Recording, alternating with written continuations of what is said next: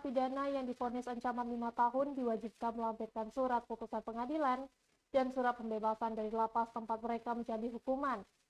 Selain itu, caleg bersangkutan juga diwajibkan mengumumkan statusnya sebagai mantan napi di media massa.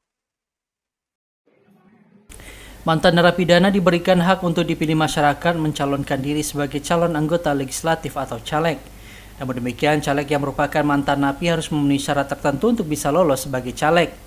Menurut Komisioner KPU Riau Joni Suwaidi, setiap caleg yang merupakan mantan napi yang divonis dengan ancaman di bawah 5 tahun hanya diwajibkan melampirkan surat salinan putusan pengadilan dan kejaksaan. Sementara caleg yang divonis dengan ancaman hukuman 5 tahun, maka yang bersangkutan harus melampirkan surat salinan putusan pengadilan, surat bebas murni dari lapas, serta wajib mengumumkan diri sebagai mantan napi di media, baik media massa ataupun lewat baliho atau spanduk. Pidana, maka diatur di dalam PKPU juga mantan narapidana itu ada beberapa kategori. Pertama, mantan narapidana yang ancamannya di bawah 5 tahun, evakuasi. Maka itu juga yang bersangkutan bisa mencalonkan diri setelah bebas murni dari pidananya. Nah, hanya saja ketentuannya, kalau untuk yang mantan narapidana itu, mantan terpidana di bawah 5 tahun, dia cukup hanya melampirkan surat dari pengadilan dan surat juga salinan putusan dari pengadilan dan juga keterangan dari kejaksaan.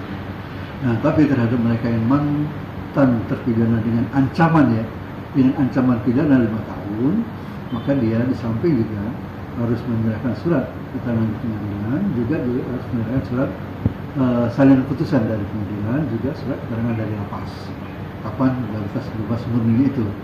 Nah, kemudian juga harus nanti mengumumkan di media, boleh di media cetak, boleh di media online, atau juga di spanduk atau di baliho dibikin.